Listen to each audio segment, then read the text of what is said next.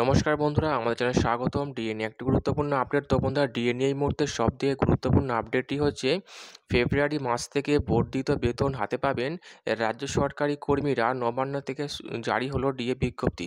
তো ডিএ সংক্রান্ত গুরুত্বপূর্ণ আপডেটটি নিয়ে আমরা স্টেপ বাই স্টেপ আলোচনা করব।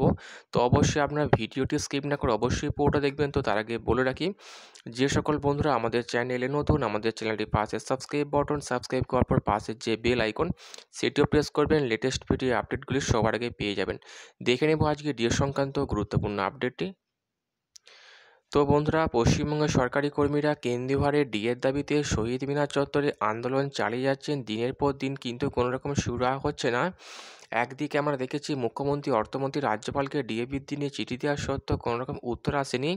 এমনকি দিল্লির যন্তর মন্তর আন্দোলন চালিয়ে কোনো লাভ হয়নি, এবং কলকাতা হাইকোর্টের তরফ থেকে রাজ্যকে বলা হয়েছিল যে সমস্ত সরকারি কর্মীদের বকেয়া ডিএ মিটিয়ে দিতে হবে, কিন্তু সেই রায়কে অগ্রাহ্য করে সুপ্রিম কোর্টের দ্বারস্থ হয়ে রাজ্য, এবং যেখানে ডিএ মামলা দাখিল করে সেই ডিএ মামলা এখনও পর্যন্ত সুপ্রিম কোর্টের বিচারাধীন।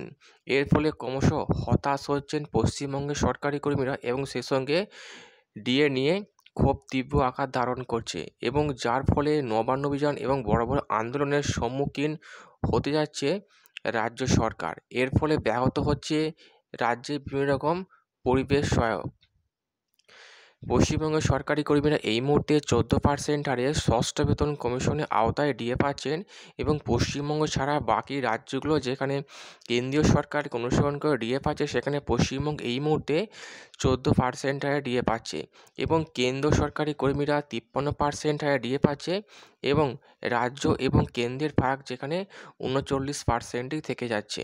কিন্তু যেটা নবান্ন সূত্র মারফত নিউজ পত্রিকার সূত্র মধ্যে আপডেটটি উঠে আসছে, ডিএ নিয়ে আবারও নবান্ন ইতিমধ্যে বৈঠক সেরেছেন মুখ্যমন্ত্রী, অর্থমন্ত্রী, এবং রাজ্যে অর্থভার সম্পর্কে অর্থমন্ত্রীর কাছ থেকে মুখ্যমন্ত্রী রিপোর্ট চেয়ে, এবং তারপরেই যে আপডেটটি উঠে আসছে, রাজ্যের এই সমস্ত সরকারি কর্মীদের সুদসহ বকেয়া ডিএ মিটিয়ে দেওয়া হবে, এবং যার জন্য খরচ হবে 34,000 কোটি টাকা, এবং যেটা হচ্ছে ফেব্রুয়ারি মাস থেকে সমস্ত সরকারি কর্মীদের ব্যাঙ্ক অ্যাকাউন্টে সরাসরি দিয়ে দেওয়া হবে, যাতে কোনো কারোর সমস্যা না থাকে।